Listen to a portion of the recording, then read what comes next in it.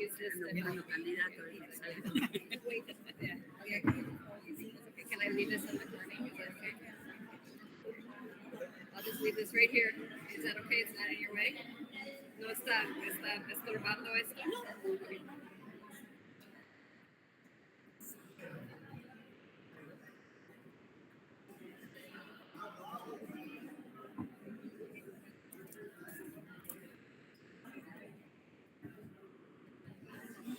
Bueno, ¿Cuándo te quedas acá? me voy el lunes. Mañana voy a pasear. Qué bueno. ¿A dónde vas a ir? Mira, estoy pensando que hace mucho que yo conozco bastante porque he venido otras veces, pero hace un montón que no voy a ir al Cerro San Martín. Me voy a almorzar. Hermoso. Algo, ¿no? Muy bien, sí.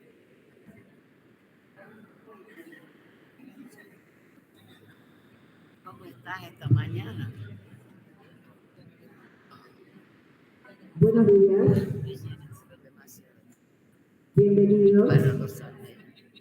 Antes de comenzar, quiero aclarar que el café va a estar disponible a las 10:15 en el espacio de recreo. Bueno, hoy nos reunimos para asistir a un seminario que refleja la colaboración y el compromiso del Ministerio de Educación, Cultura, Ciencia y Tecnología de Salteño, las direcciones de nivel primario, secundario y superior, la Embajada de Estados Unidos en Argentina y el Instituto Salteño de Intercambio Cultural Argentino Norteamericano, ISICANA. El propósito de esta iniciativa es seguir fortaleciendo la formación de docentes y estudiantes avanzados de los profesorados de inglés en escuelas de gestión pública y privada, proporcionando las herramientas y conocimientos esenciales para crear un entorno de aprendizaje que inspire a nuestros estudiantes y los involucre de manera significativa en el proceso de adquisición del idioma inglés. En esta ocasión contamos con la presencia de la distinguida profesora Indira Baxi, quien es becaria de la Embajada de Estados Unidos en Argentina. Ella compartirá con todos nosotros estrategias, actividades y recursos que tienen como objetivo motivar a nuestros estudiantes tanto al inicio como al final de las clases de inglés. Esto representa una oportunidad invaluable para enriquecer nuestras prácticas pedagógicas y garantizar que el aprendizaje de inglés sea una experiencia estimulante y efectiva para nuestros alumnos. Además, en este seminario también podremos beneficiarnos de la experiencia de ex becarios de programas de la Embajada de Estados Unidos, quienes ofrecerán actividades prácticas que se pueden implementar utilizando los recursos disponibles en las páginas oficiales del Departamento de Estado de los Estados Unidos.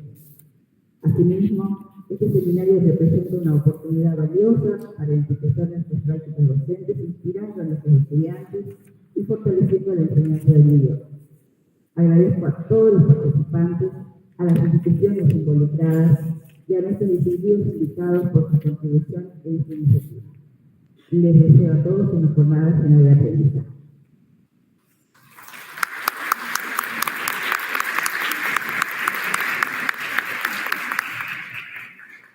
A continuación, le damos la palabra a la señora Bárbara Génesis, presidenta de la Comisión de ISICANA.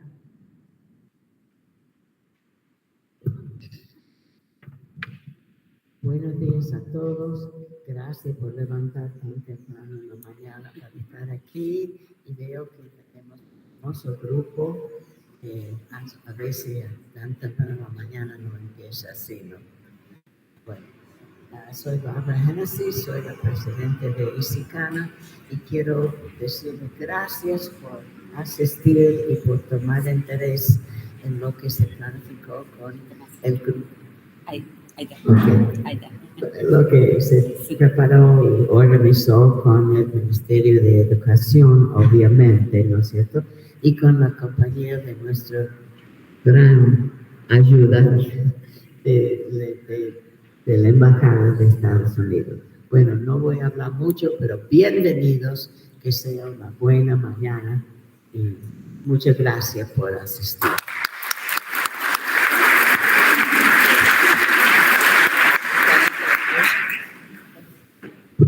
A continuación, la señora Noris Cerdá, coordinadora del programa de idioma inglés en la Embajada de Estados Unidos. Buenos días a todos, bienvenidos.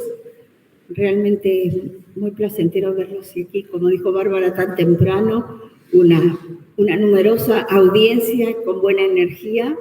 Quiero darles la bienvenida a esta jornada, que es un trabajo en equipo llevado a cabo por el Ministerio de Educación, en este caso representado por Adriana Sarabia, la secretaria de Planeamiento y Gestión Educativa, como así también de ISICANA, y la Embajada se suma, auspiciando la presencia de la profesora Indira Basqui, que es la becaria para programas de enseñanza de inglés. Y para nosotros desde la Embajada es muy placentero ver que estas cosas se pueden hacer siempre que trabajemos todos juntos, y es muy especial en este año porque se celebran los 200 años de las relaciones bilaterales entre Argentina y los Estados Unidos, así que además es una celebración especial estar hoy con ustedes, darles la bienvenida. Gracias por poder asistir hoy a pesar de este brillante día en Salta, que bueno, seguramente daría para otras cosas, pero el interés es muy grande de ustedes y nosotros lo valoramos mucho. Gracias a todos los docentes por estar hoy y gracias a todos los que trabajaron para poner en marcha este día de jornada de capacitación docente. Gracias.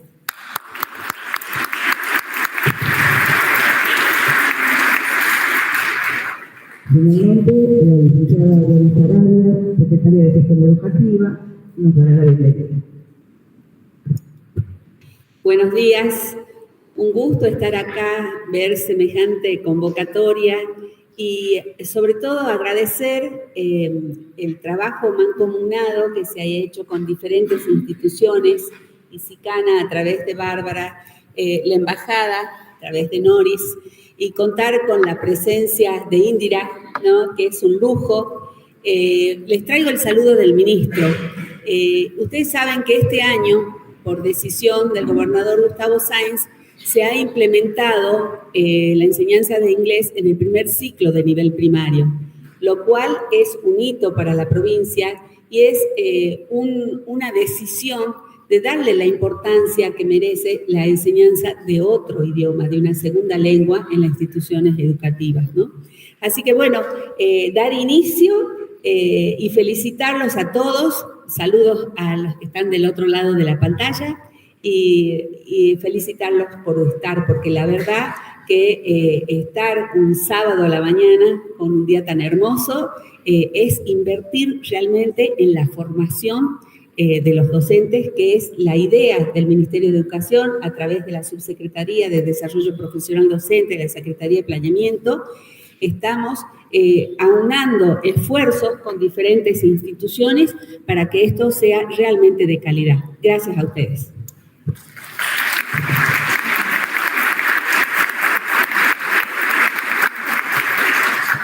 Bueno, les agradecemos mucho. Vamos a comenzar con la presentación de Indira Basqui. La profesora Carla Cañari la va a presentar. Buen día a todos. Indira Basqui ha enseñado inglés como segunda lengua en los Estados Unidos y México durante más de 30 años.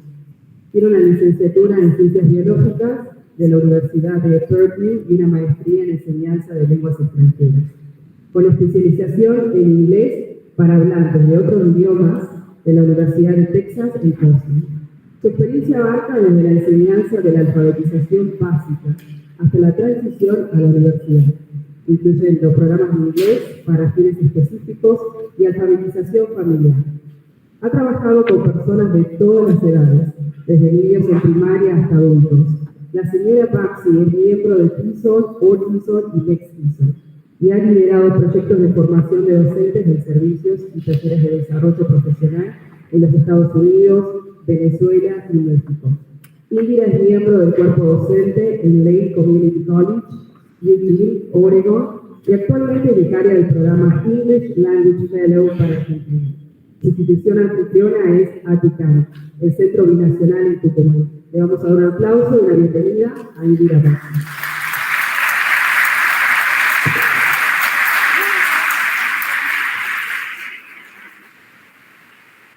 Good morning. Oh, can you hear this? This one. Is this one working? No. Right. Good morning. How's that sound? Good. I hope people out in YouTube land can also hear. So we're live streaming, so that means more people can be part of it. Usually I like to do things like this, walk around. But I'm going to try to stay behind for a while, and then if we need to walk around, I also want some participation from you guys. So I need loud voices when you participate. Use your teacher voices, right? Lift it up and yell it out. So let's go ahead and start. I'm really happy to be here, and I'm really grateful to everybody that made this happen, Claudia and Barbara and Noris and everybody here. And I'm trying not to be nervous, but I'm a little nervous today because of the live streaming. But we'll go ahead and see how this goes. Just so you know, some parts of this presentation are hidden, but you will have access to the full presentation on Google Slides where you can see all the pieces. I'll do my best to explain that to you, but great job. You got here on a Saturday morning. Woohoo! And it's sunny. It's so beautiful today. Okay, let's go. So you can see I'm sponsored by the English language programs, and as they said earlier, I'm an English language fellow, and you may say, what is an English language fellow?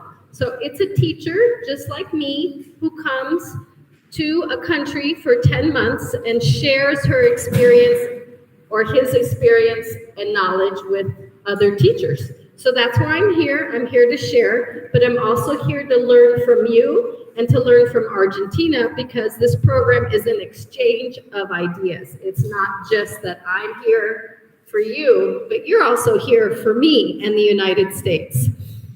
So let's go to the next slide. There will be pictures being taken during this event, and you can see lots of cameras already out. If there's any reason you would not like your picture publicized anywhere, please raise your hand so that we can be very respectful of that. So is everybody okay? I don't want my picture, raise your hand.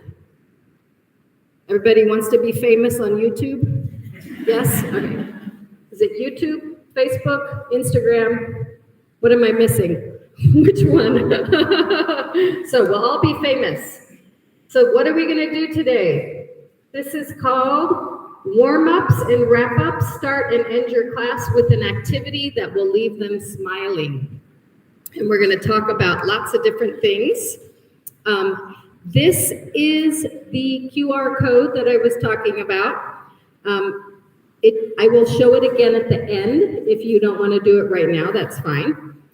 It takes you to my website, and the website has all the presentations that I've done in Argentina, and there are a lot. So there's things on space and movement, there's diversity, there's environment, there's other topics. So if you're interested in exploring some other things that I've presented that you're not hearing today, you're welcome to come and go to the website and check out some of the other presentations. And I'm still working on it, so it will change daily. Okay, so here are our objectives, because we always have to start with objectives. Why are we here? What are we going to learn? What's the purpose of this, right? So what's going to happen today? At the end of this workshop, you will be able to explain what warm-up and wrap-up activities are within the framework of an effective lesson design. You will be able to identify the benefits and challenges of using warm-ups and wrap-ups in your lessons, and evaluate and analyze how to adapt and use a few activities. So you're going to be actually moving. So I think I might turn the camera around when we do some of the activities so that the people who are out on YouTube can actually see what's happening. You will also share and discuss these and other ideas with your colleagues in your local English language teaching community. And your community is here. Everybody around here is your community. These are the other English language teachers. You have each other. I go back to the United States in a couple months, you're not ever going to see me again. You have my website, my email, but you have each other. So use each other to build ideas, to improve your practices, and talk to each other. Talk to each other and be better teachers, because we all want to be better teachers. Okay, so what makes a lesson effective? Planning. We have to plan. Every teacher sits down every day, even if you write 5 pages or 2 pages, you have a plan, right? You don't walk in saying, I don't have a plan today, even if you made the plan in the bus on the way over to the class, right? You've got a plan. And the reason why we plan is because it aids in smooth flow of your lesson. It helps you scaffold your instruction, and that means making it little steps to get to the most difficult and objective, the thing that you're trying to achieve. So you're breaking things down. Helps you with your communication to your learners, and of course it helps you organize, right? Organize your time, the strategies you're going to use, and what assistance you might need for the students who need more help in the classroom. This acronym, WIPIA, is one that we use in the United States a lot for adult education, but it's applicable in all of the areas. How many people here stand up if you teach adults? You teach adults English. They're raising their hands. Stand up. No, they say, we don't want to stand up. Okay. Okay, raise your hands and wave them in the air like this. Okay, raise your hand. Okay, adults. How many people work with teenagers, like high school age? Raise your hand. Oh, brave souls, teenagers. Yes, you're so brave. How about middle schoolers, like young teens, like between 10 and 15? Ooh, even braver. Oh, my goodness. How many of you work with children? Okay, very good. So we've got, this is for adults, but like I said, it goes through all the ages. So does anybody have an idea what the acronym stands for? I need you to shout out, and this is where I need you to use your teacher voices. What do you think the W is for? W.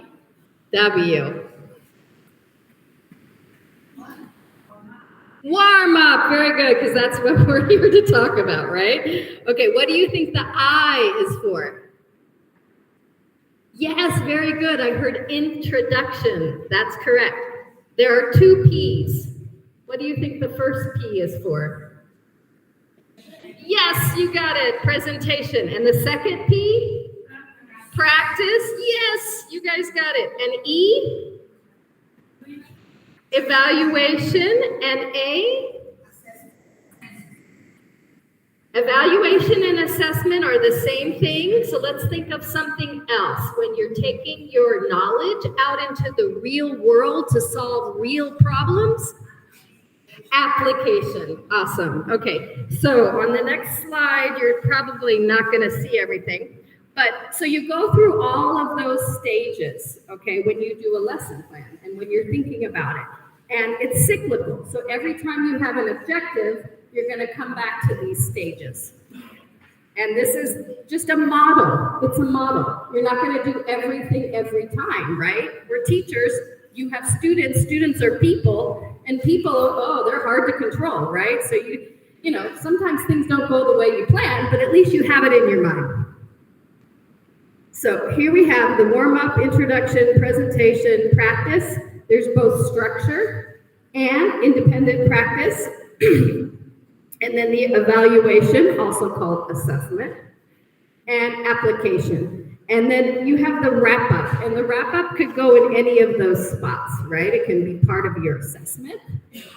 It could be its own little thing, or it could be part of the application, okay? So it could go somewhere at the end. And then, of course, you have to remember that you're always doing informal assessment. Okay, it's always happening. You're always listening to your students. You're always watching your students. You're looking at their work. You're seeing the mistakes they're making, right? And it's all in your head, and that's called informal assessment. And you're doing that during the whole lesson. So what is a warm-up? Oh, you can't see the bottom. Okay. Typically, it's a short activity that starts a new lesson. Let's see if I can get rid of that.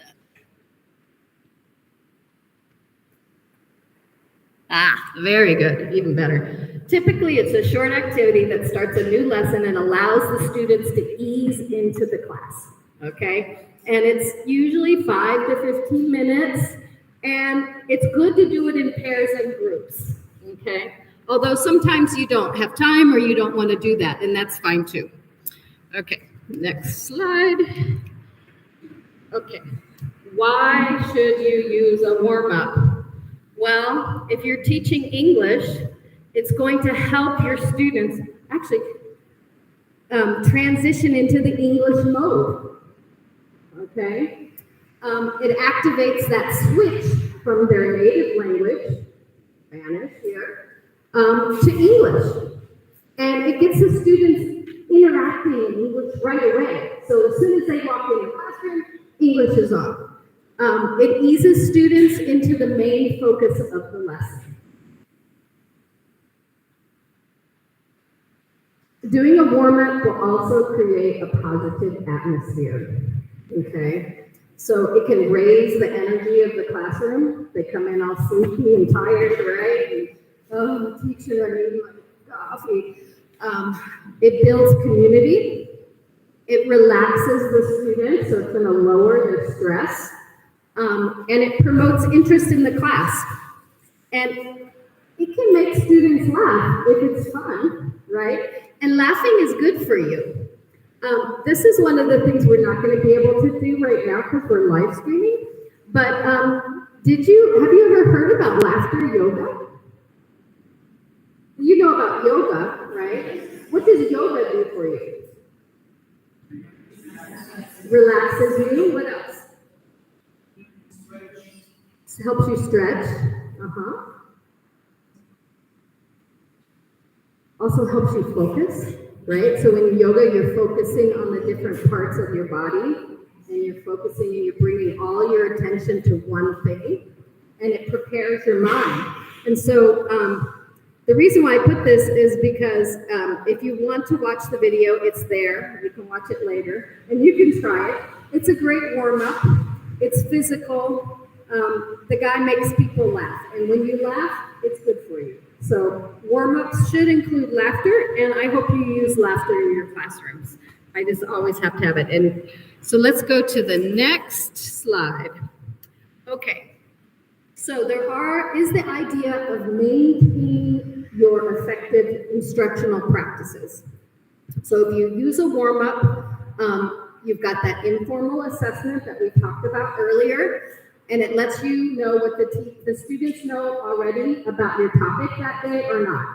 You know, so if the warm-up has something to do with past tense, and then all of a sudden you realize that they don't have any control over the past tense, that gives you information to continue to teach, right, that day. You can also use it to review previous material that they've learned and to reinforce that, right?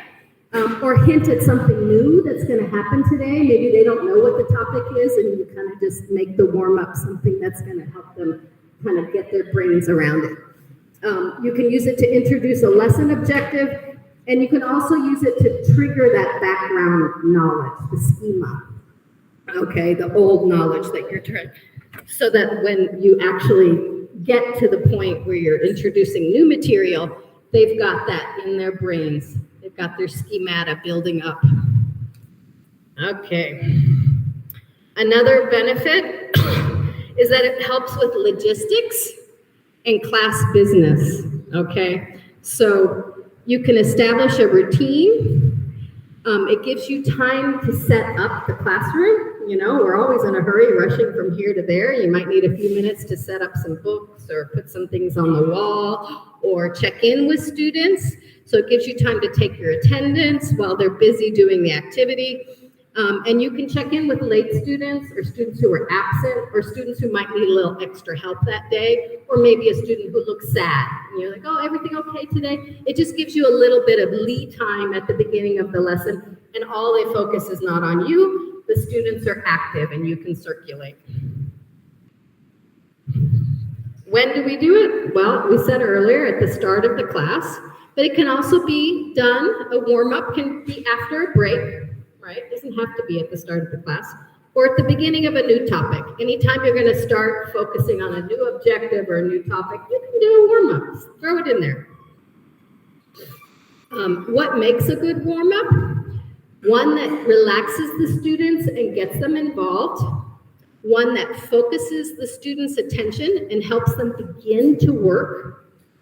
One that prepares them for a period of concentration. One that is interesting and enjoyable. Remember, we have to laugh, ha ha ha, make it fun, and be useful and continue the class.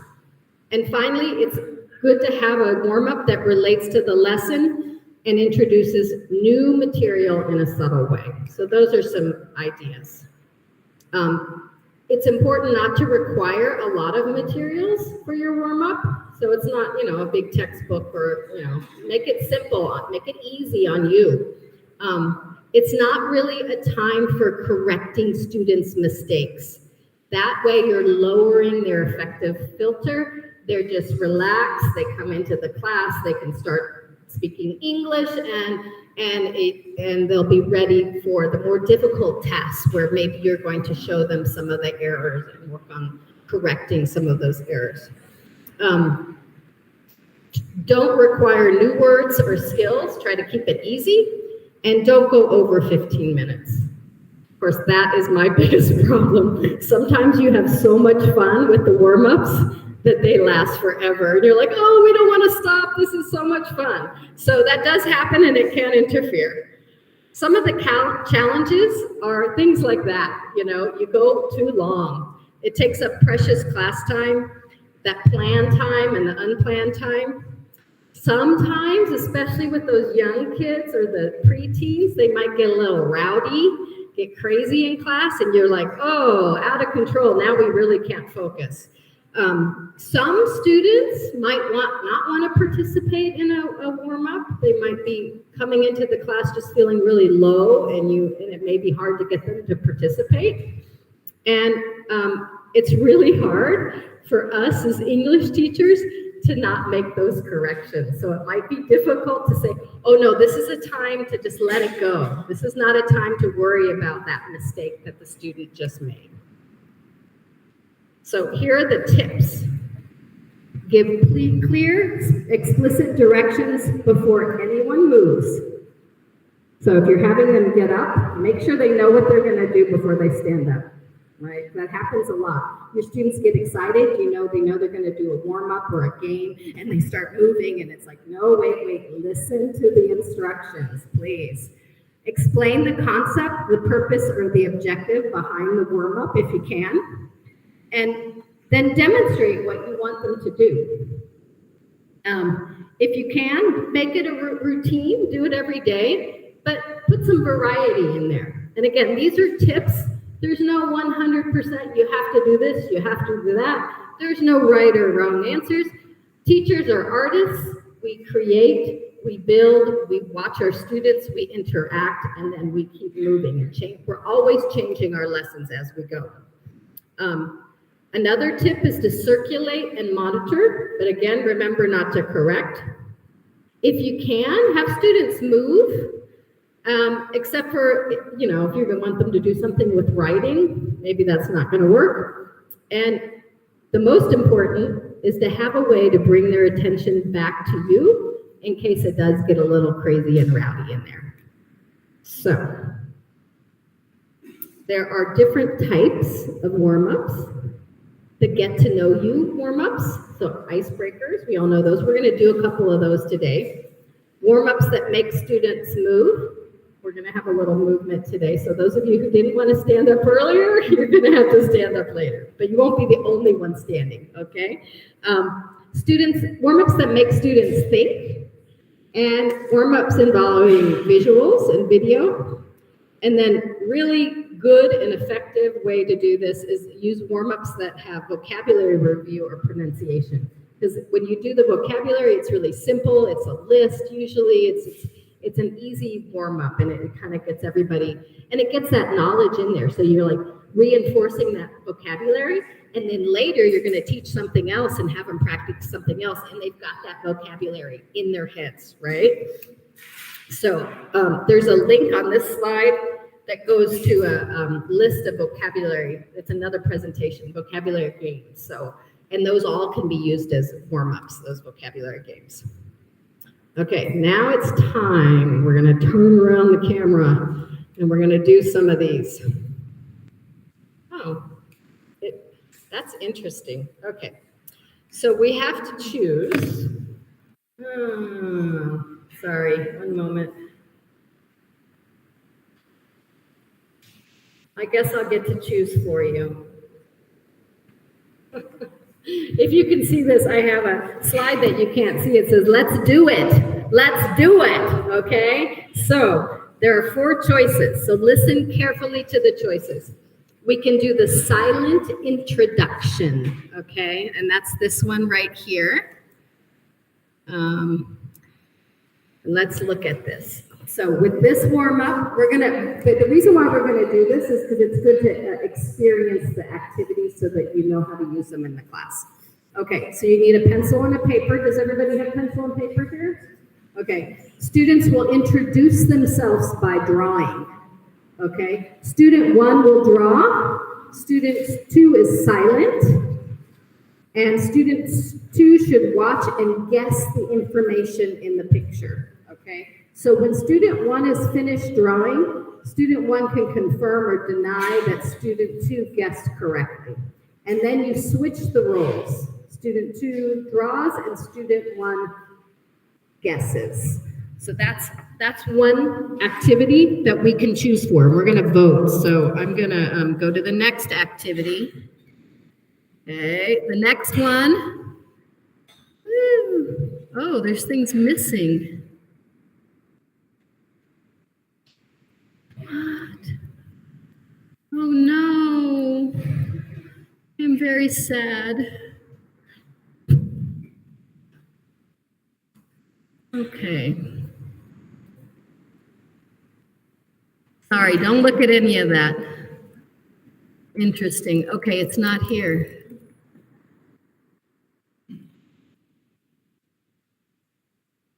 Okay. So let's go ahead and do the silent one, and I will try to figure out how to get those other activities to you. Oh, this is such a bummer. I apologize. Okay.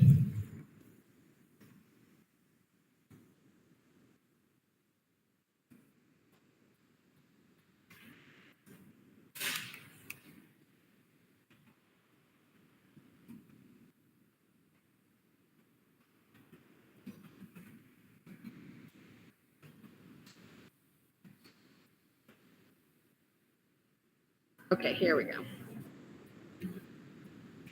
Okay, come back. Okay, here's the silent introduction. Okay, so take out a piece of paper. Take out a piece of paper and a pen. Find a partner. You're my partner, you're my partner, you're my partner, okay? So first find a partner. Take out your piece of paper and pen. And you're going to introduce yourself to your partner by drawing. And remember, no talking except for the other person, right? You're just drawing. Okay, let's see if we can do it.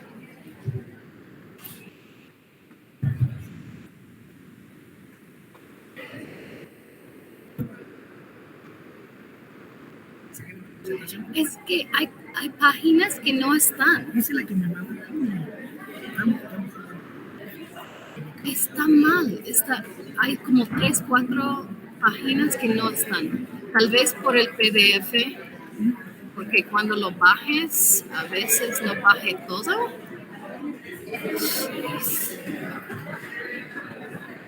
A ver si podemos cambiar al...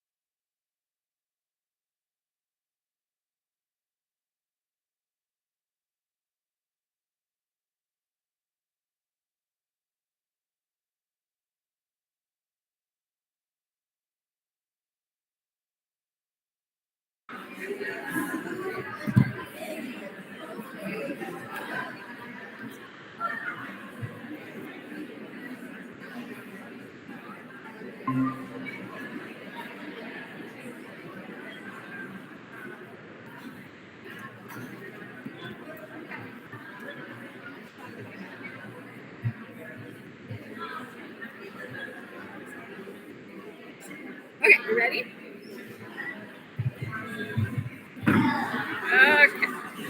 Okay, everybody. So sorry, I'm going to stop you.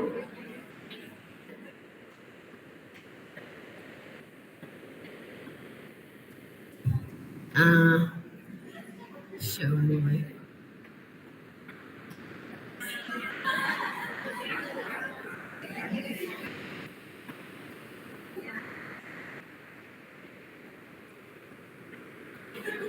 It's not working.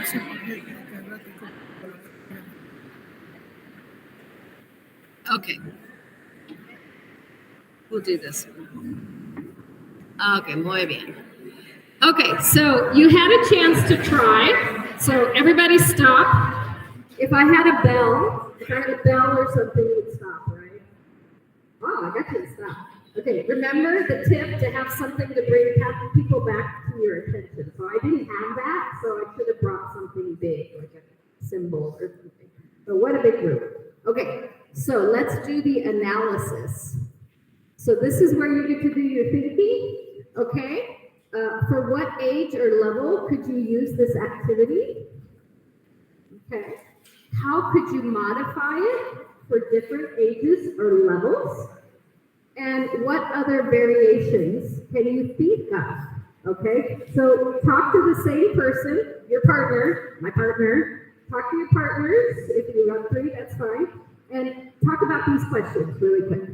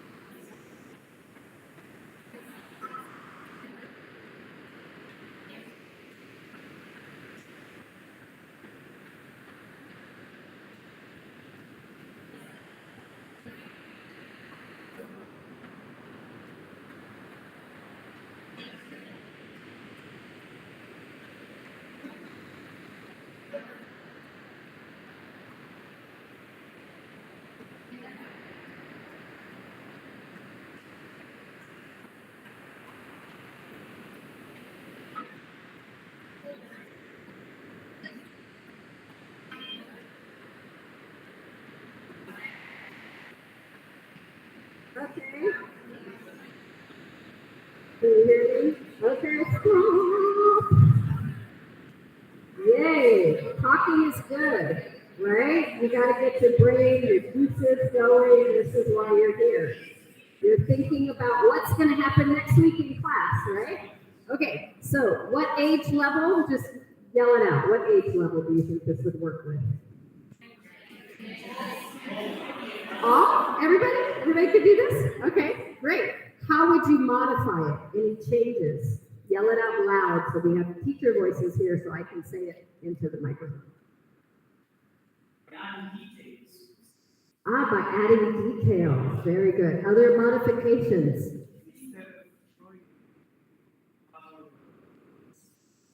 Can you repeat? Instead of the drawing, maybe a word cloud or keywords.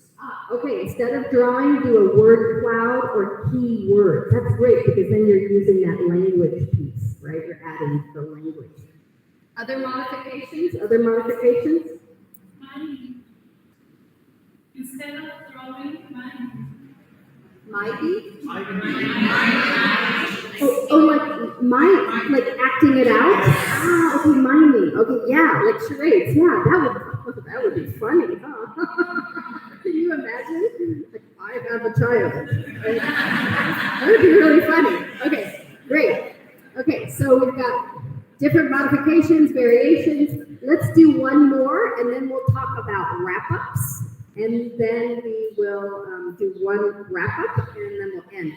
In the PowerPoint, everything's in there, okay? So any of the things we don't have time to do today, you can access it later and check it out, okay?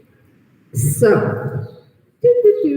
name aerobics. This one you're gonna have to stand up, okay? Divide the students into groups of 5 to 7. Have the group stand in a circle facing each other, okay? Student 1 will introduce himself or herself and make an action for each syllable of his name. So it's going to look something like this. Maybe I should put it. It's going to look like, my name is Indira. Okay, and so I have 3 actions, 1 for each syllable, okay? And the group will repeat the name. Oops. Thank you, but it doesn't like it. Go. It's like, tech problems, tech problems, tech problems. We got this. There we go. The group.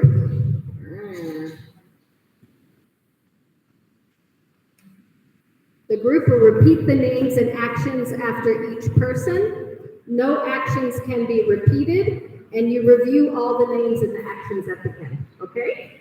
So, stand up, make groups of 5 to 7 people around you. These are great chairs, they're easy to move. So, stand up.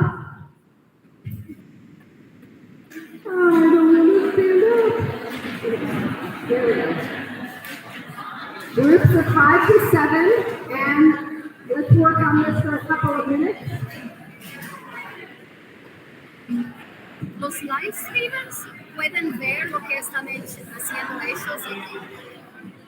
¿Qué ven las personas aquí? ¿Solo ven esto? ¿Qué ven ellos alrededor? Solo la pantalla. Okay. Si pueden ver lo que están haciendo, o tal vez están tomando notitas, no sé, pero para que tienen, ahora digo si ahí está bien. Para que ellos pueden ver. Están viendo esto. Por si hago esto. Okay.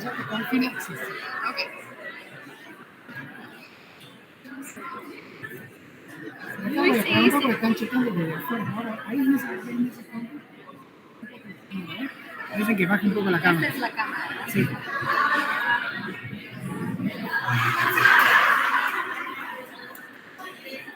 Perfecto.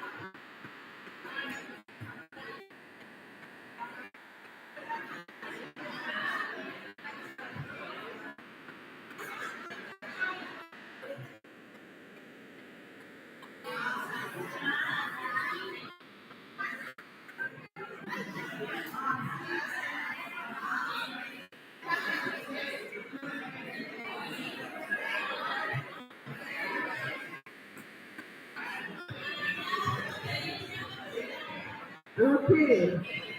Oh, good, we got some people finished for this again. Okay, it's time to stop.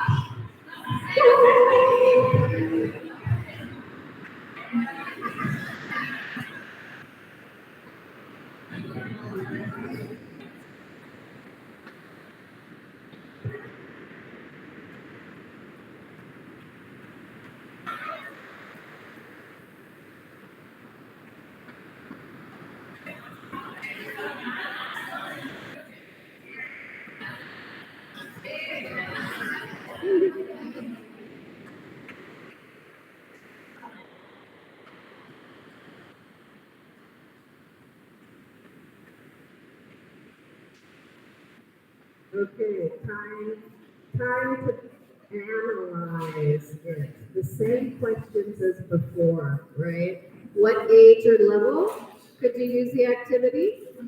How could you modify? So think of ways to modify it for different ages and levels. And then can you think of other variations? I already saw some variations, maybe because the instructions weren't correct, or maybe just because teachers are teachers and they're always thinking ahead. Like, oh, I'm gonna do this a little differently now because I got an idea, right? So go ahead and talk to your partners around you about these three questions.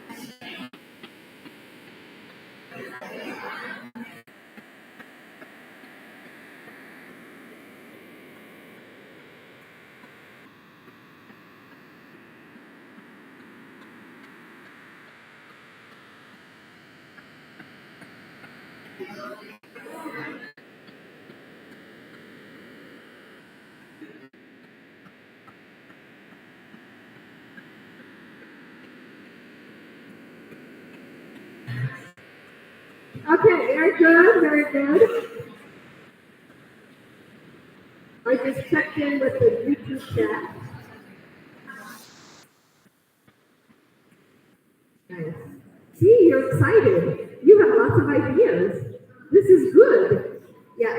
checked in with the YouTube. There's like 100 people on YouTube. Isn't that nice? So the reason why I mentioned them is because they're kind of getting a different experience. They don't get to practice, but hopefully they're getting something. You guys out there are getting something from it. And if you have questions, you can put them in the chat. Okay, so any variations? I think this is every level and every age, right? Do you agree? Is there a group you wouldn't do it with? I think maybe little kids, no? Maybe two really children might get too crazy. Okay, variations, ideas? Maybe somebody from this side?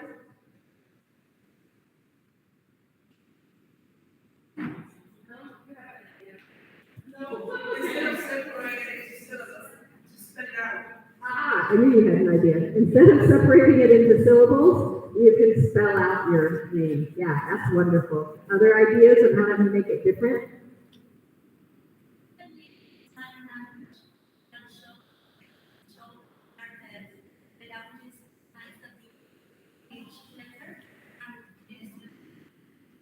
That would be so great, and that would kind of add to that whole idea of inclusion in the classroom if you use sign language, and then would bring in other students who might be using sign language at home, but it would also increase the awareness of the students in the class that, yeah, there are people that speak sign language, and it's a language.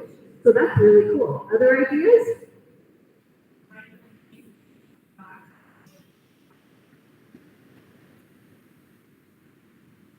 I love that. Write the name and like tape it on the back of the partners, and then you have to act out or the other person's name. Oh, that's good. See? So you're always thinking how to mix things up. I love this. Okay, so we're gonna go on to the next section of the presentation, which is about wrap-ups.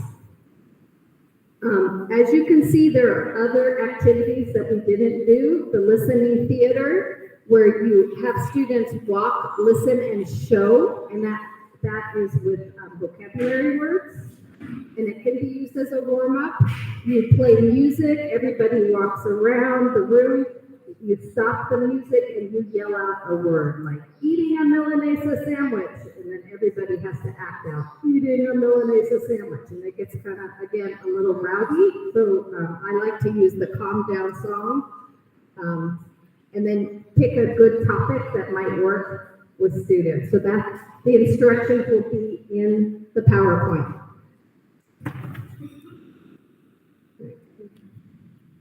Then there's lineups. I'm sure you've done these where you have people line up according to the alphabet.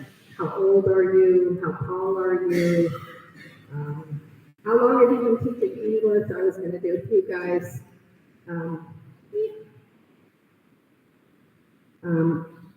Do you guys use warm-ups regularly in your classes? Yeah? And why and why not? Think about that. And what are some of your favorites? If you do use warm-ups in your classes, tell somebody next to you why you do. If you don't use warm-ups, tell somebody next to you why you don't use warm-ups. And talk about it, because there's challenges, right? So 1 minute, talk about that, and then we'll go on to wrap-ups.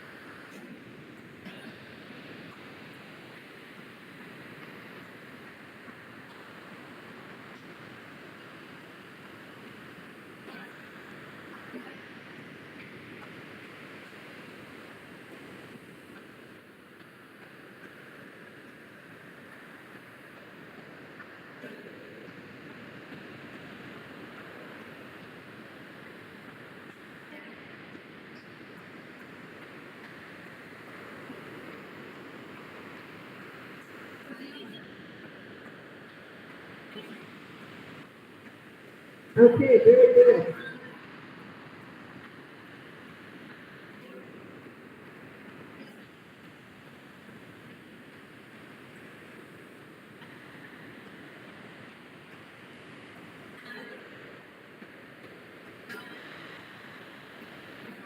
I can see people who are already sharing ideas. This is great.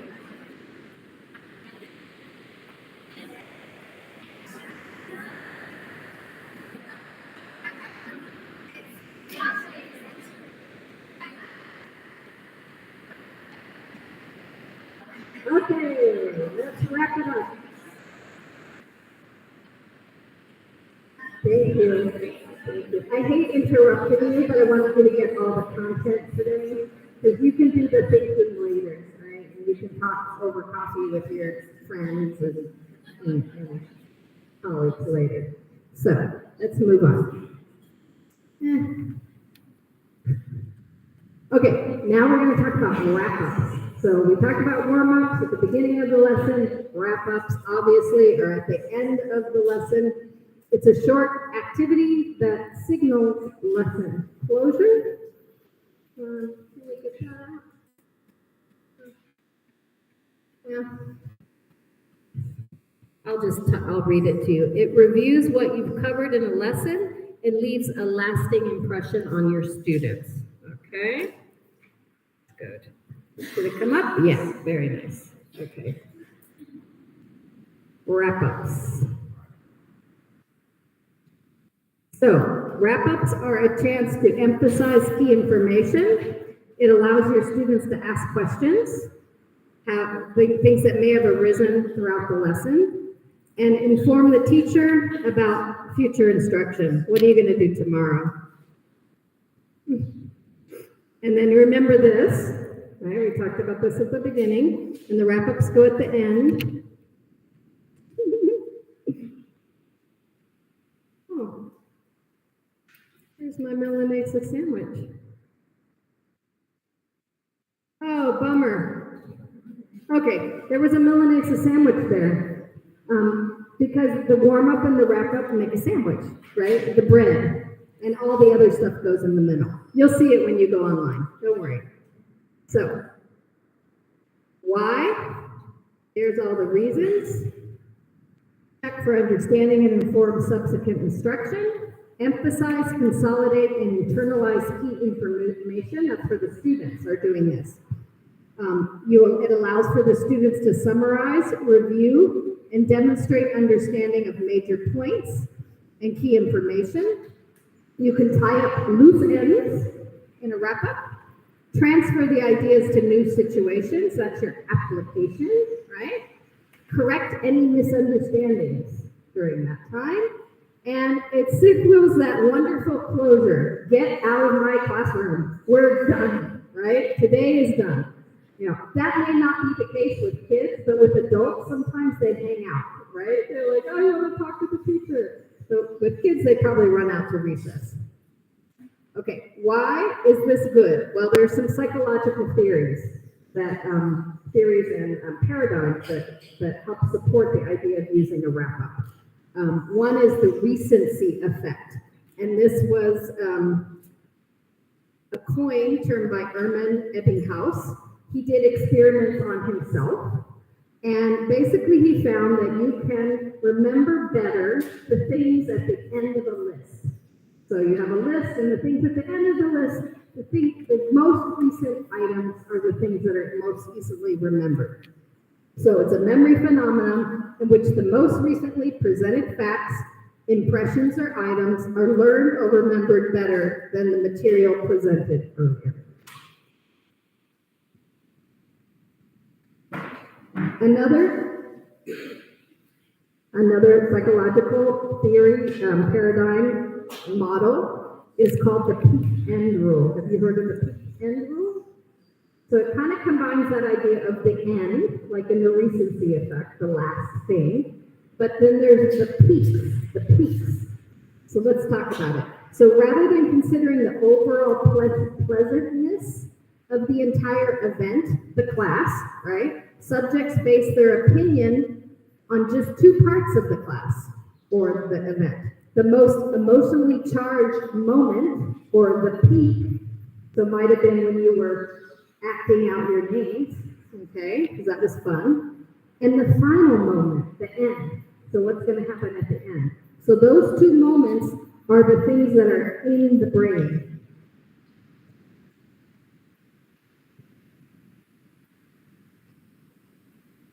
The peak end rule occurs regardless of whether the experience is a pleasant experience or a negative experience, okay, or unpleasant.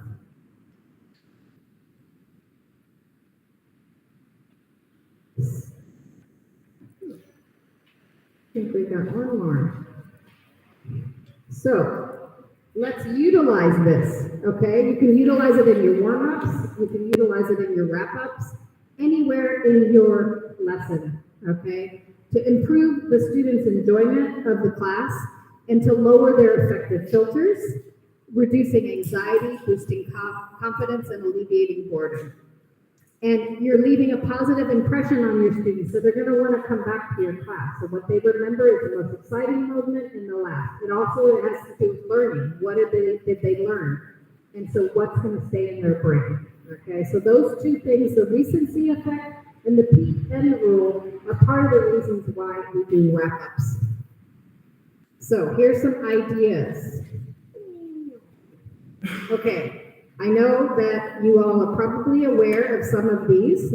The exit ticket, everybody knows about the exit ticket?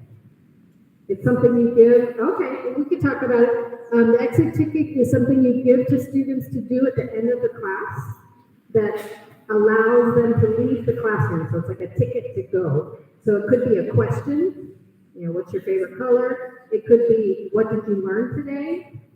It could be, what did you not understand today? It could be, what are you going to do after class? Anything. They write it down on a piece of paper, they hand it to the teacher, and they can walk out the door. So it's like a ticket to leave. The other one, which is like an exit ticket, is the 3-2-1 strategy. Have you heard about that one? Okay, let's see if we can go to that one. So there's the exit tickets. We just talked about it.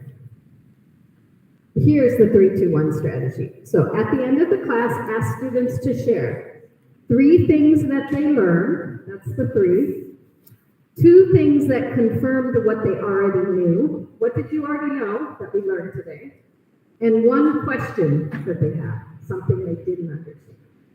So you have them write that down or talk about it, identify it, or you could do it as a class, as a group, and then that's the end of the thing, and it's like time to go home. You could do variations. The 2 could be questions you have. 1 thing is 1 thing you need more help with, or you could invent your own variations of the 3-2-1.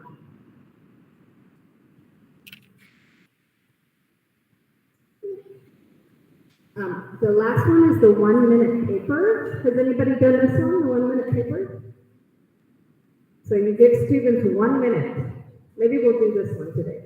You give them 1 minute in class writing activity, and the teacher poses a question, and then you time them. Okay, start the timer, 1 minute, count down, and it prompts the students to reflect on the day's lesson and provides the instructor with feedback, and then you collect those 1-minute papers, and you tell them to stop. When the 1 minute's up, don't worry, you didn't write anything, it's okay. It's over. 1 minute. There's lots of digital games you can use to wrap up your classes. I'm sure everybody knows about Kahoot. It's one of my favorites. Quizlet also has Quizlet Live, which can be fun, but you have to have cell phones for that one. So if your students don't have cell phones, it's not going to work very well. Kahoot is that way too. If the cell phones don't work in class, it's kind of hard to do the Kahoot. WordWall is really nice because you don't need the cell phone. You just have it and you can display it and have students answer the questions. I put my favorite one, Games for ESL. This is really nice if you have to have a working internet connection or be able to download the YouTube videos. They're really nice games.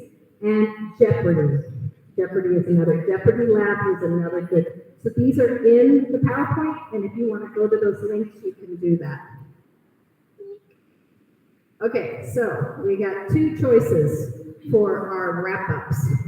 The snowstorm, which is fun and will instigate the peak and the roll for us today. Or the high five hustle, which is also a lot of fun, but you need music. So I think we're gonna have to do the snowstorm. We don't have music ability. No podemos utilizar música, no? Okay, so the high five hustle, definitely look at it to do it with your students, because basically you have them walk around and you have that song, the hustle, do the hustle, and they walk around and they dance, and then when it's time to do the hustle, you stop the music, they find a partner by putting their hand in the air, you grab a partner, and then you give them a question. And so it's a really nice activity. But we're not gonna be able to do it. Whoops. So let's do the snowstorm. Okay. If you're environmentally conscious, you're going to be mad at me for this one. Let's go back. So, okay, so you write down what you learned. Okay, so did you learn something today? Maybe a little bit? Okay, so write down just one thing. One thing you learned on a piece of paper, and then you're going to wad up that piece of paper. And then we'll have the snowstorm, and we'll throw the papers, and you'll pick up somebody else's paper and read it to a partner, okay, to see what other people learned, okay? So take 30 seconds, a minute. What did you learn? One thing.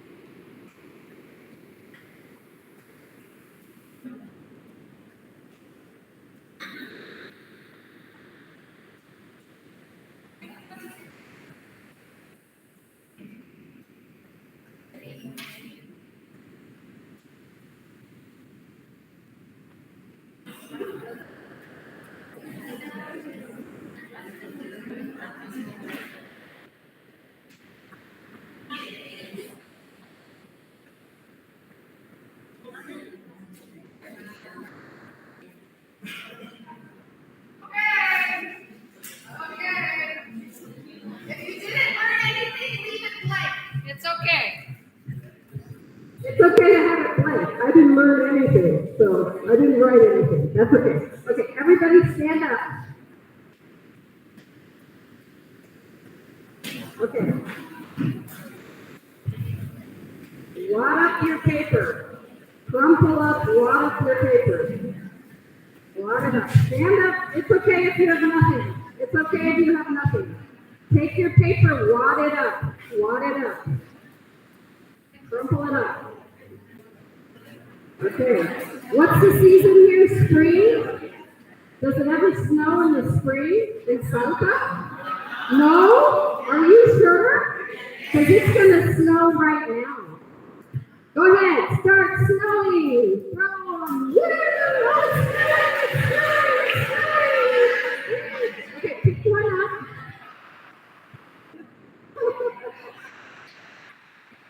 And read it to a partner.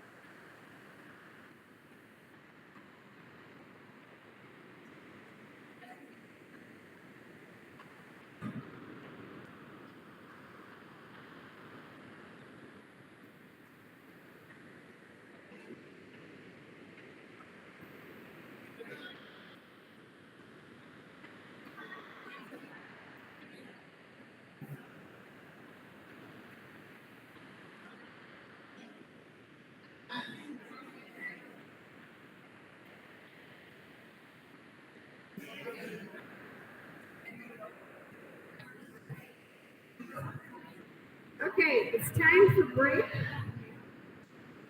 I'm going to leave.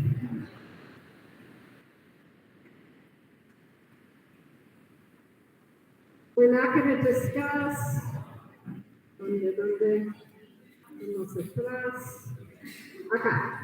Okay. Here is the QR code again. Go get your coffee. Go get your. Hopefully they have facturas for you today. If they don't, I'm going to talk to somebody. Go get your break time. You're going to have more activities. I really enjoyed being with you today. I hope that you learned at least one thing, and you have this, and it'll stay up for a while. Okay, and goodbye to everybody on YouTube. Have a wonderful Saturday.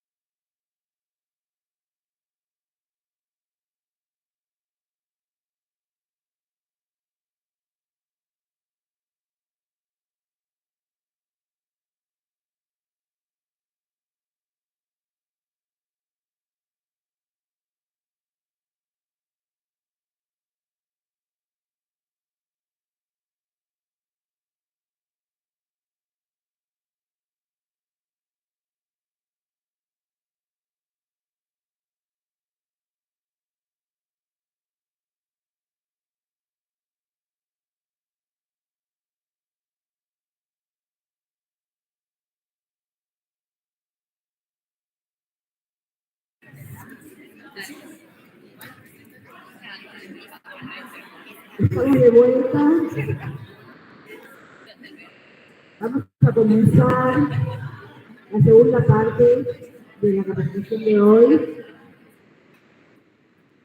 El equipo académico de ISICANA, exalumnos del programa Open, van a presentar Engaging Activities and Resources for the ESL Class. Esto estará a cargo de la profesora Alba Rioja, Cristina Villagra, Fernanda Peralta y Lourdes Ruiz. Gracias. Thank you very much for the presentation. Good morning, everyone. We are happy you are here on a Saturday morning, and we are going to start the second part of the seminar, and we are going to share some ideas that we think that are going to be useful for your classes, and some resources that are free and that you may find them in the official website of Department of State of the United States. And before we start with the second part, I would like to tell you that during the week, this seminar has Resolución Ministerial 7020. It has 1 credit, 1 point, and in order to get that point, you are going to receive access, a username and a password to your emails that will be sent during the week.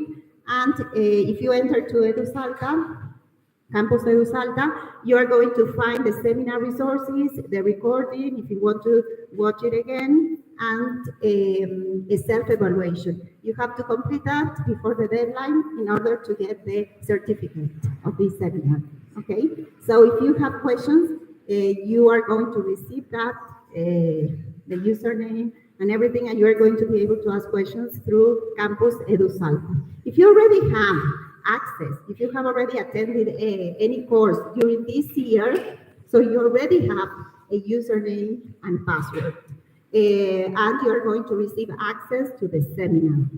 Okay, so let's start with the second part. We are going to start with activities that were prepared by Ms. Lourdes and Ms. Fernanda.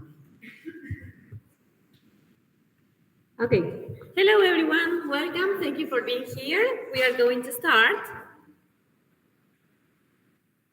So, well, as Alba said, today we are going to share some resources that you can have access and that are very useful for your classes. But the idea today is that you have the experience with this material by participating, by taking part, and by playing, okay? So, the invitation is to be a scientist for a day. Would you like to be a scientist? Yes or no? Okay, so we are going to imagine just for today that we are a big group of scientists, okay? Ms. Fernanda and I are working on some mysterious events in Salta, okay? So, let's see. As scientists, we have a lot of research to do. So you have to keep that objective in mind and behave and act as scientists. So, what is the mystery that we have? Here there are some breaking news. Well, not so breaking because this is from the year 2014-13 in Salta. Something appeared on Cabra Corral Dam. Do you know what it was? Cabralito. Okay, so let's imagine that today Cabralito appears again. Okay, so our research is related to that. We have to find out what Cabralito is or what this mystery is about. Okay, now as scientists, we have to get down to work.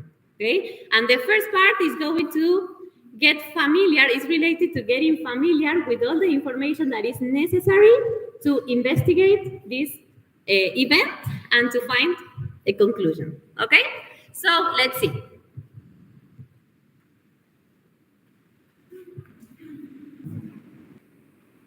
Okay, so now we are going to start with the first activity, and this activity is called Use a Word. So the idea is that you have a a board game like this one, and you have different words. And we have a set of rules, so you are going to play in teams of 5 or 6 members each. You are going to roll a dice and use the word given. So if you scan the code, you have a virtual dice there, and then you have, each word has a number, so you have the points with each word.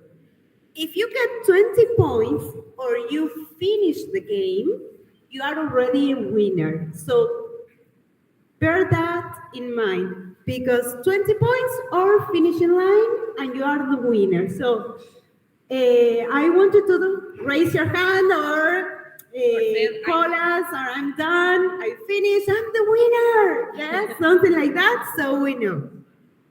So now, my classmates, well, not classmates, my workmates, they are going to hand in the board game, so you can play.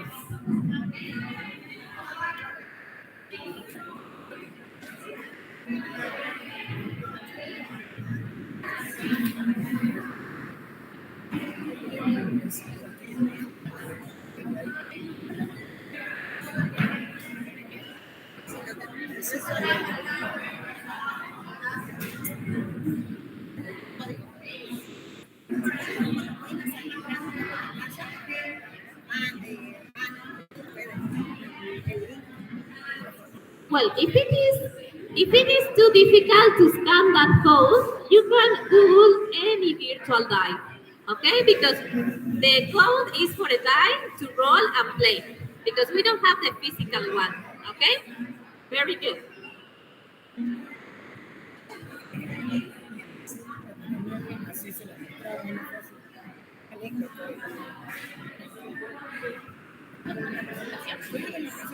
Yo no sé.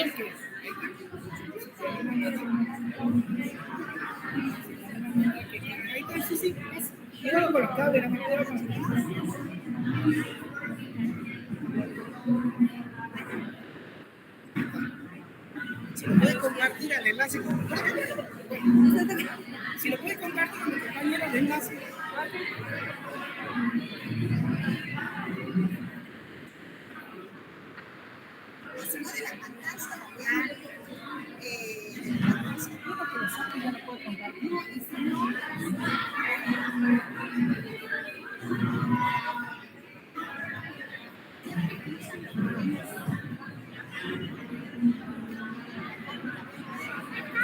Ahí está. Pero así como lo tiene ella, que se lo lean, está genial eso. ¿Le falta alguien más? Okay, so you need one person with a virtual die to roll, and you can start playing, okay?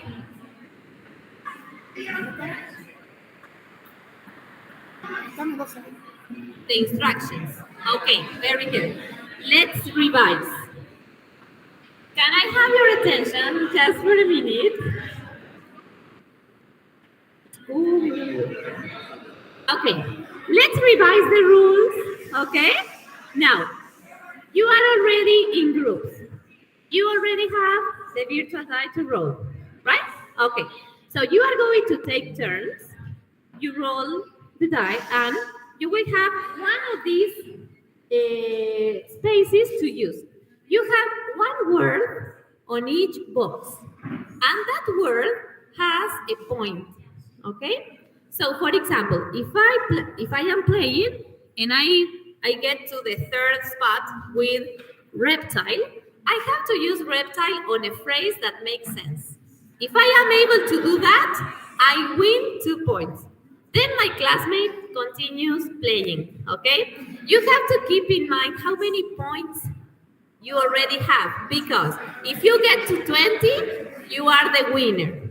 Or if you get to the finishing line, you are the winner too. You can use your pen to write down on the board game, because that is for you, okay? To see where you are and how many points you have. Are you ready to play?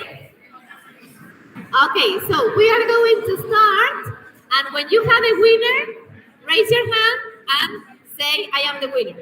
Okay? Let's go.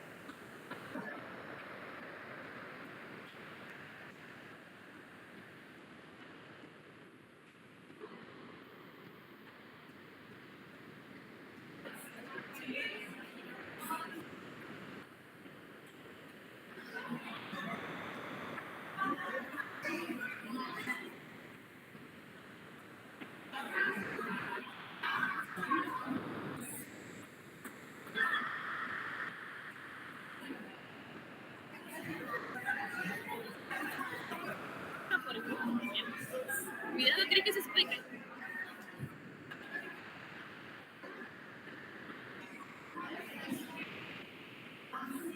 Winner?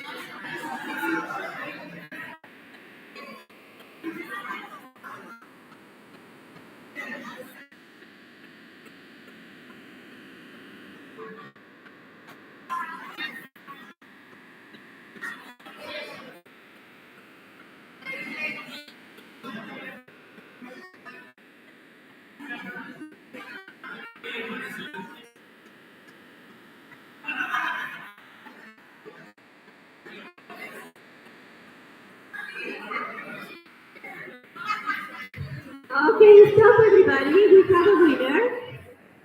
And the winner is Maria.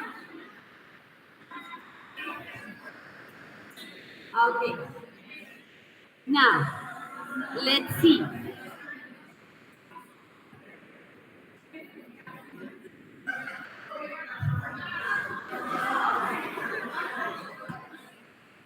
Okay, everyone. So let's see. The winner, can you raise your hand? Who? Is it you? The group? Ah, okay. And inside the group, do you have a winner? No?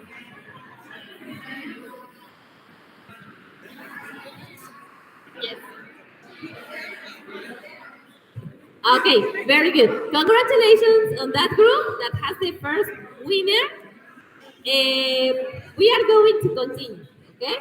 So, up to here, you completed the first part that was related to getting familiar with all the vocabulary that is necessary to continue investigating this event, okay? So now, for example, you prove that you know the words lake or Nessie or snake or some of the words that you have here, okay?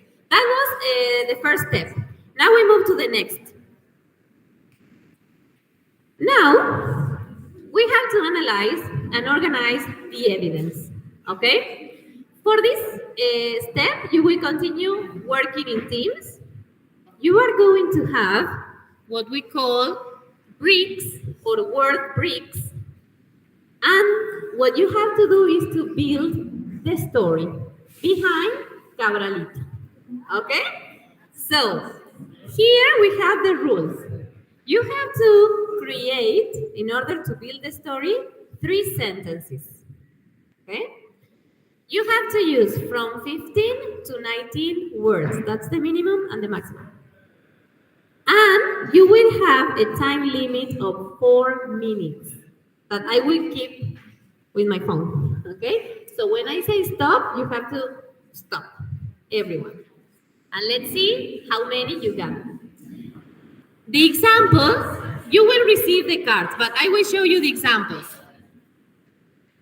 Here you have examples of bricks.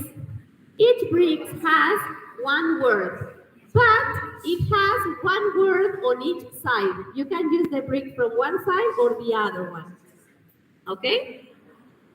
As you are a team, you have to think very fast and think together what is the best way to create a story.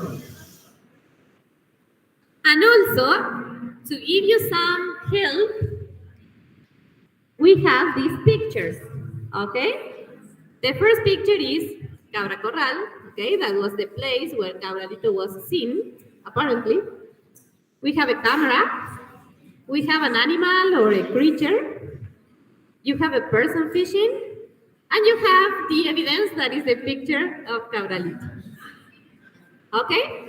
So, some or all of these elements should be included in your story. Okay? Once you have all the bricks, you have to start working to build the story. Work together and help each other, okay? That's the key. So, going back to the rules, we have 4 minutes. I am going to set 4 minutes and give you the starting point. Wait there, wait there. Do you all have the bricks? Not yet, okay.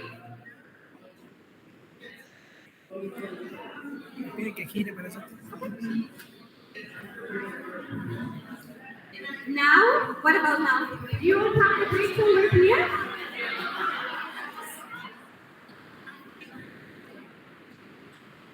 Okay. So, remember the rules and start. In 3, 2, 1. Let's go. You may start.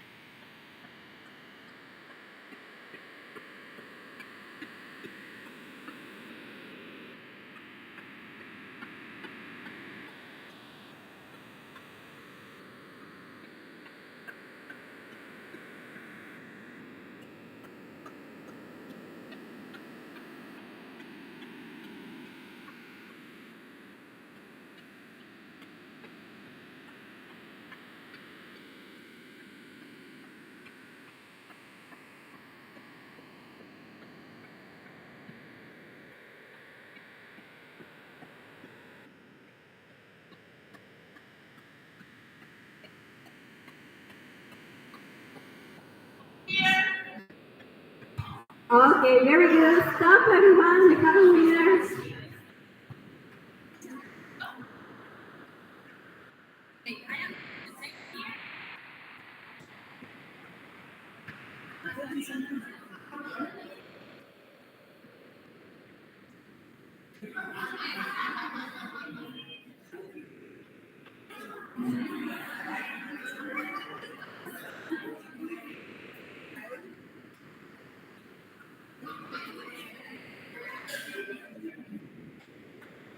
Okay, we have two winners.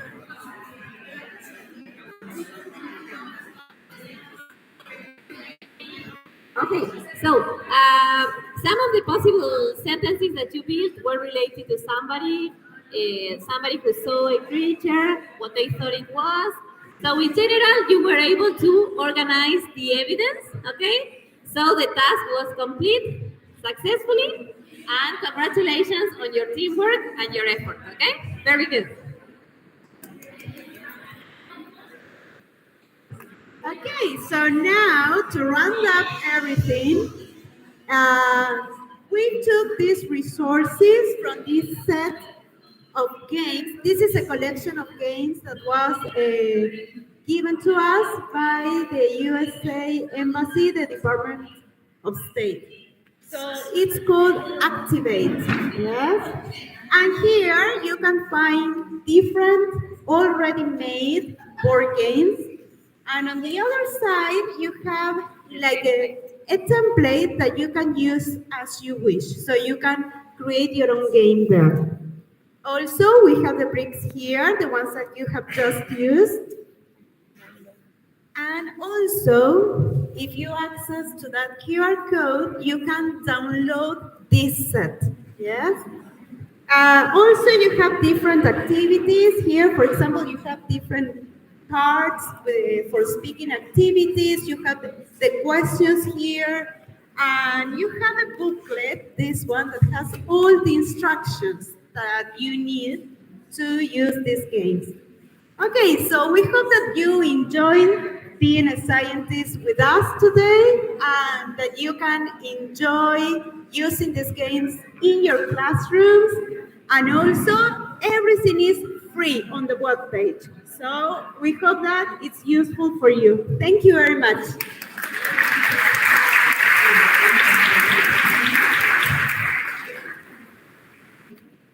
Okay, as we run out of time, we're going to continue working, yes? Just keeping groups, okay? And in this case, I would like to introduce how to create communication in your classrooms. The first things we are going to work with is with art. So, in this case, we are going to go directly to the activity. And these are the instructions. You are going to take a piece of paper, a pen or a pencil, and you are going to draw yourself a portrait, to be specific. Come on, 1 minute, quickly. Take a piece of paper, draw yourself a portrait in particular. Come on.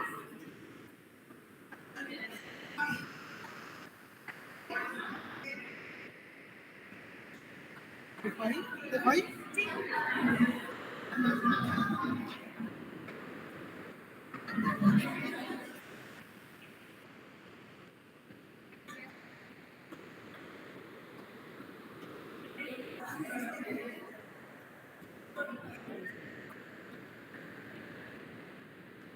30 seconds left, come on.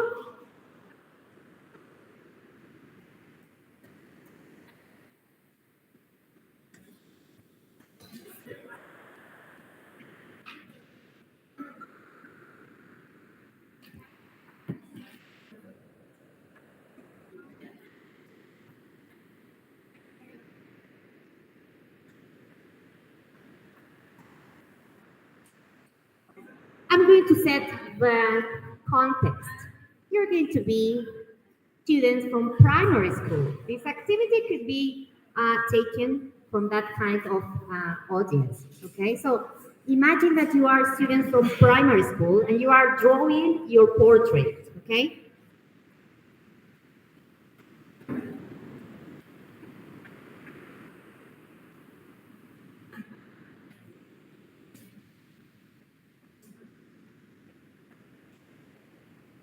10 seconds.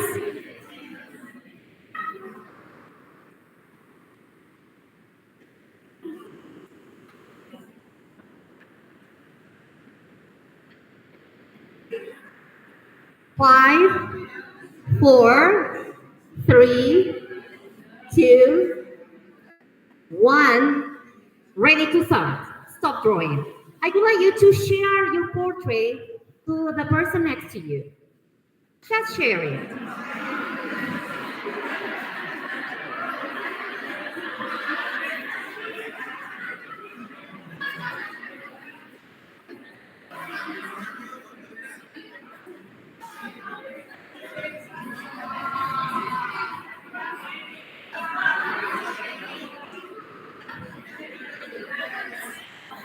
Okay. Let's move on to the next step. Now, what is so funny? We are going to write our bio poem, okay? As you know, as teachers, we always have to give the model to our students. And here is my model, my bio poem. I am kind and generous. I like pizza and chocolate. I feel happy. I have a brother. I live in Salta. So you are going to do the same. Write your bio poem using the model from the screen, okay? 2 minutes, quickly.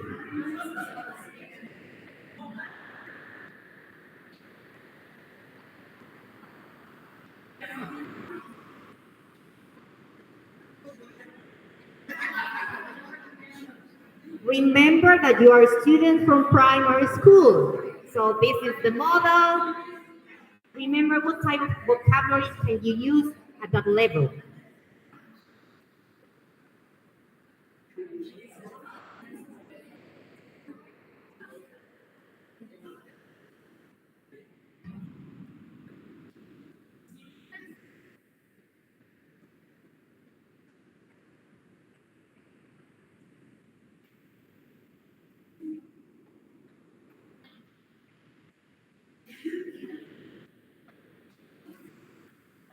Okay, now that you have written your bio poem, you are going to read your bio poem to the person next to you.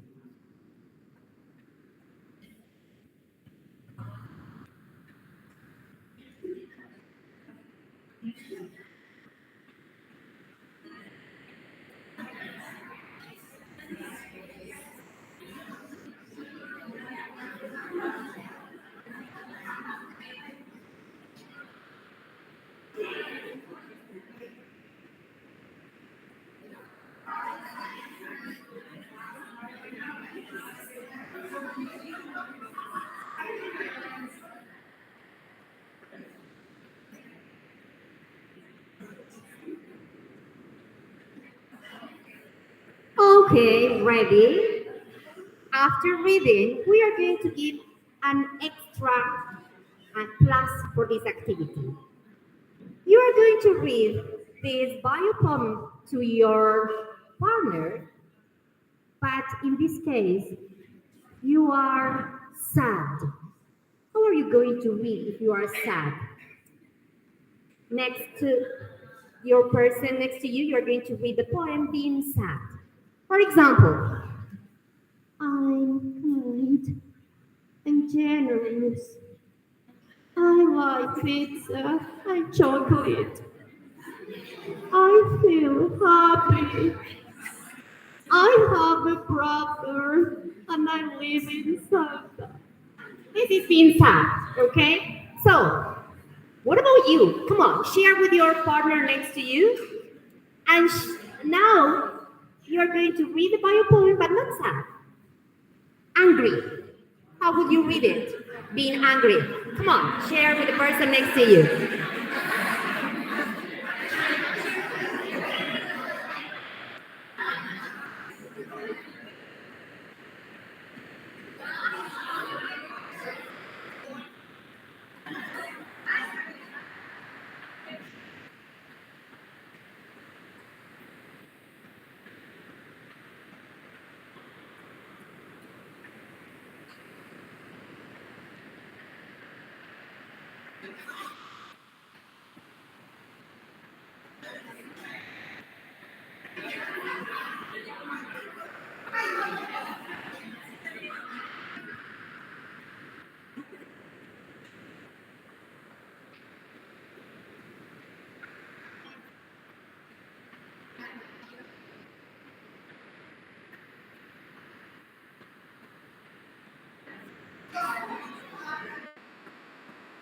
Okay, we are going to stop here.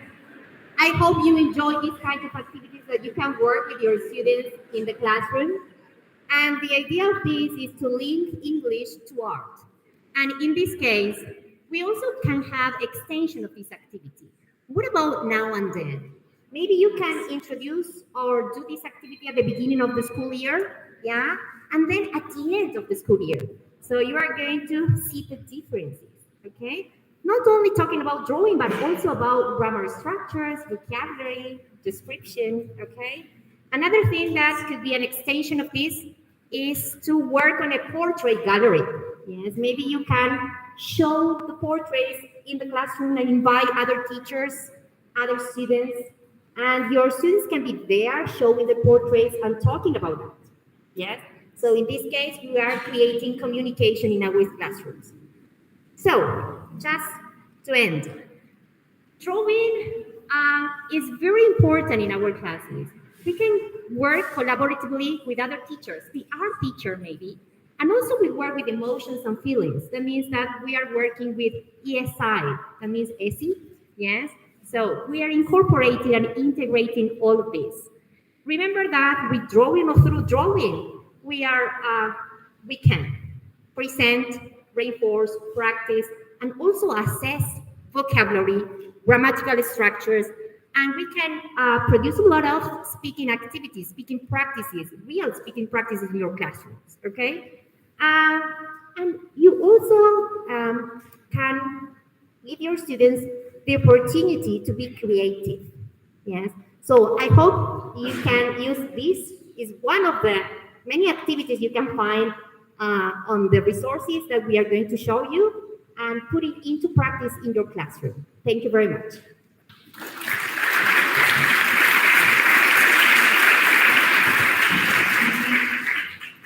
Okay, the last activity that we are going to share with you is called Living in a Dream World. And we are going to speak about dreams. And I have 3 questions, and you are going to share the answers with your groups, with your colleagues, and just 1 minute, and you have to answer these questions. Do you remember your dreams? Do you have recurrent dreams? What types of dreams do you have? Okay, just 1 minute and share that with your colleagues.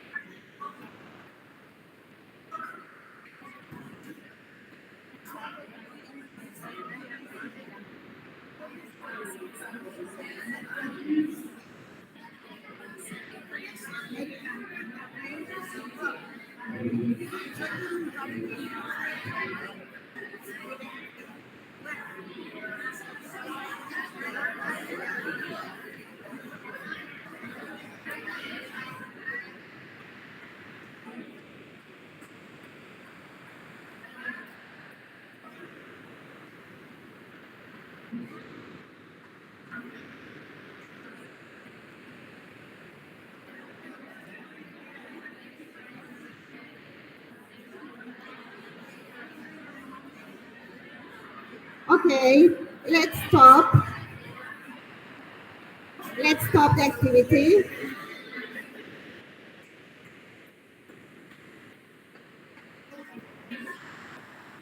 Let's stop the activity. It can be motivating to talk about dreams, but we are going to continue. Okay. So after discussing about dreams, you can tell students to keep a journal of their dreams for a week. They can write down what they have dreamt, because you know that you forget what you dream. Okay? You always forget. And they can keep a dream journal. And let's continue with the second step. And you see here surrealism. That's a trend in art. And how can we connect dreams with surrealism? What is the connection? What do you think? Surrealism and dreams. They don't make sense. Okay, is it like that? Do your dreams make sense all the time? No. Yes, they are like absurd. Surrealism is the same. It's absurd. Okay. And we may have surrealist dreams. And here you have some examples of pictures, famous pictures of surrealist painters. The first one, do you know the first one? Okay, who is the author? Dalí, Salvador Dalí. Do you know the name of the picture? Something with time? Yes? The persistence of time. That's the name of the first. Okay. The second, that's also well-known picture. Magritte. Very good. Yes, René Magritte. Okay. And the name of the picture is The Son of Man. And the last one is just a parody. Yes, that you find that picture in a picture book for children, and it's the author is called Anthony Brown, and he loves paintings, and that's like a parody of the famous Van Dyck's painting called The Marriage. Okay, so that's surrealism. And how can we connect that with something in the class and with dreams? So look at this picture. This do you think that that's a surrealist picture? Yes, okay. And you have, what do you have on the side? Some prepositions, okay. Some prepositions, okay. So can you make a sentence using the vocabulary that you have in the picture? You have a maze, two pillars, a statue, earth, a door, scorpion, clock, head, and you have prepositions. For example, on. Can you make a sentence with on?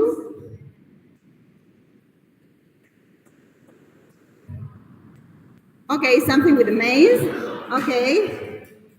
Okay, the maze is on the head. Okay, the maze is on the head. And let's see, the statue is next to the door, next to the head, between the door and the head. Okay, the scorpion.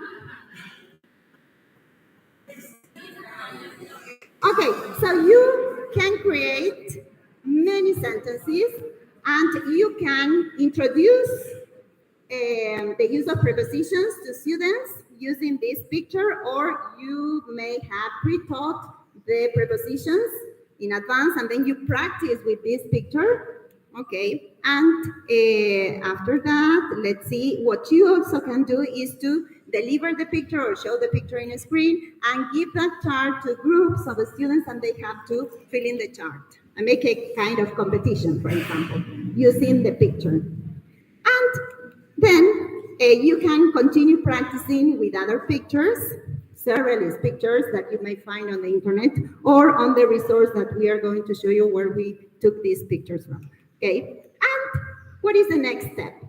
Students have already have their journals. Remember the journal? Okay, and then they have to come with the journal and draw their dreams. Okay, so they draw one of their dreams, and they should try to include 3 or more objects and try to include 2 or more people in the pictures. And so they are going to have kind of surrealist pictures, yes, depicting their dreams, the dreams that they have chosen. And you can also work, in this case, with the art teacher. Yes, work collaboratively with the art teacher in secondary school or in primary school, it depends. And what is the last step of this activity? They have to, you can create like a surrealist gallery in the classroom, and students can paste their drawings on the classroom walls, and in pair, students have to visit the surrealist exhibition and complete the preposition chart that you are going to give them in paper with picture descriptions. And in that way, they are producing, they are working with art, and you are integrating the skills. And you can also do some speaking activities and you integrate everything. And if you want to use technology, you can make them write those descriptions in a collaborative board such as Padlet. You have others, but Padlet is the most widely used. Okay, so that would be the end of the activity. Okay, so what do you think about this? Would you do that? Would you try this one? Okay, so this activity, you are going to find the resources and also Miss Christina's activity, the activity that she presented in this wonderful resource that you're going to find in American English. That's the name of the webpage. And you're going to have access to all these resources and links in the campus, in Campus Edu Salta. When you have access, we are going to share everything there. And you have plenty of activities here and resources that you can use, of course, adapt. Yes, because we adapted the activities for this seminar, and you think about your students, the context where you work, and we are going to include this in the raffle also, okay? And before you go after the raffle, be sure to scan the codes that my ISICANA staff teachers are going to place on the walls, because you have to register your attendance, and you are going to receive attendance certificate for this day, because we have to record the attendance in order to get the credits for the seminar, okay? So, yes. Okay, now here we have this QR code also for you, so you have access to the americanenglish.state.gov website. I will go around to show you, okay? And here you have access to the material that is this one, Create to Communicate, Activate, and many other resources that are for free to use to start implementing in your classrooms, okay? Okay, another piece of news, in the Department of State also offers MOOCs. Yes, what are MOOCs? Are massive open online courses that you can take for free, and there are plenty of topics and plenty of courses that you can take related to teaching English as a foreign language. The webpage is called Open Programs, and we are going to share the links so that you have access to those wonderful courses that are delivered by the US Department. Okay, so we're going to continue. Yes, we have come to the end of this seminar. You also have there the QR code for the webpage American English. And we are going to start with the raffle, okay?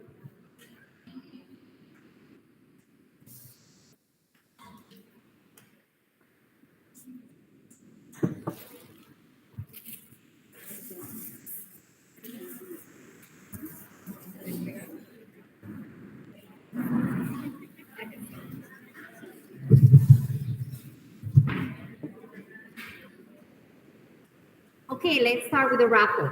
And the winner is number 86. 86.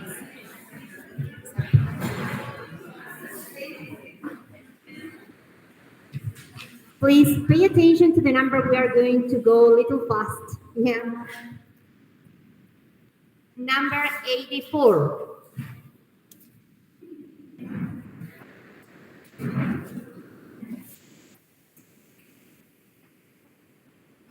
Number 67.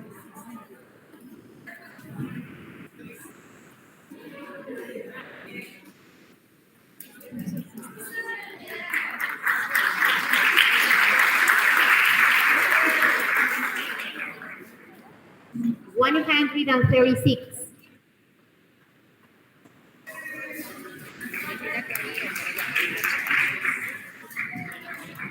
$170.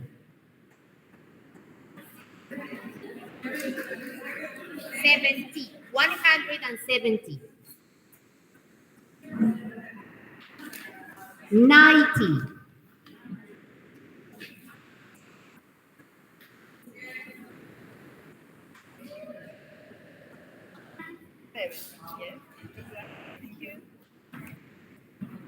91.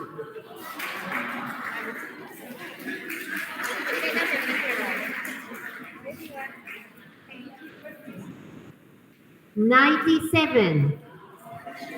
91.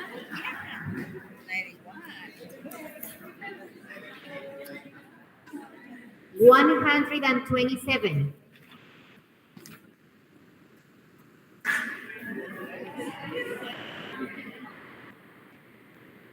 157.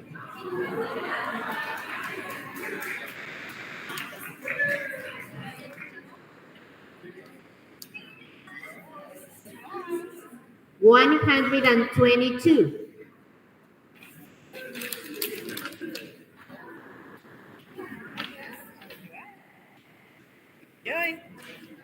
115.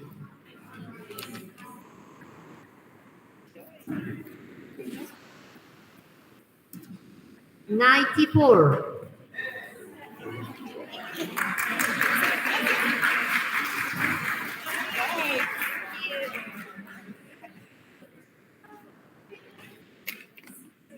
149.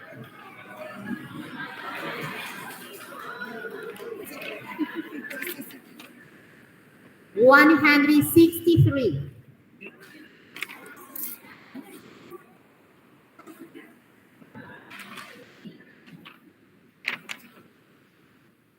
104.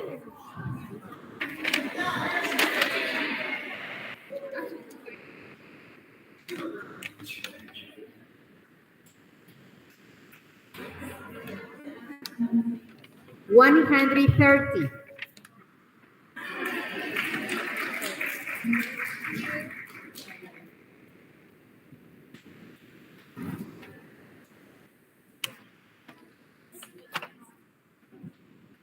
105. We thank the embassy for bringing these wonderful books and resources for us. Okay. 171.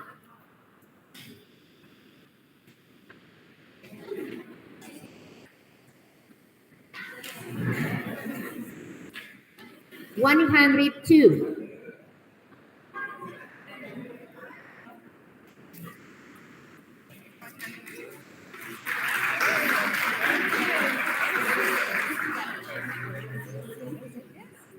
109.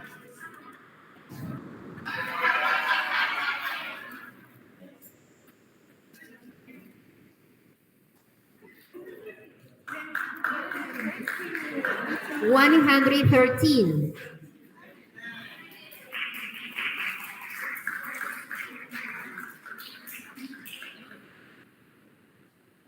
107.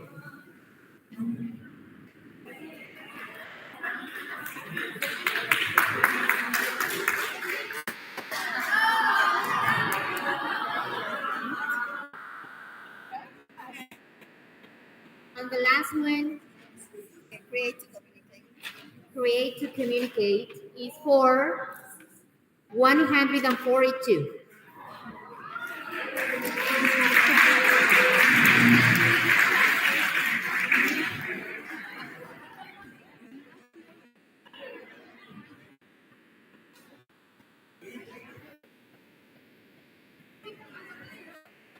Bueno, muchísimas gracias a todos por estar acá, por acompañarnos en este seminario y en todas las actividades que hacemos. Gracias al Ministerio de Educación de la provincia. Muchas gracias a la Embajada de Estados Unidos, Cultura. Muchas gracias por estar acá. Todo el equipo de ISICANA que ha colaborado con nosotros, todo el equipo técnico del Ministerio de Educación también, muchísimas gracias.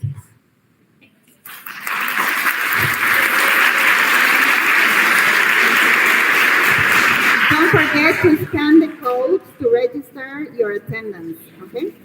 Thanks.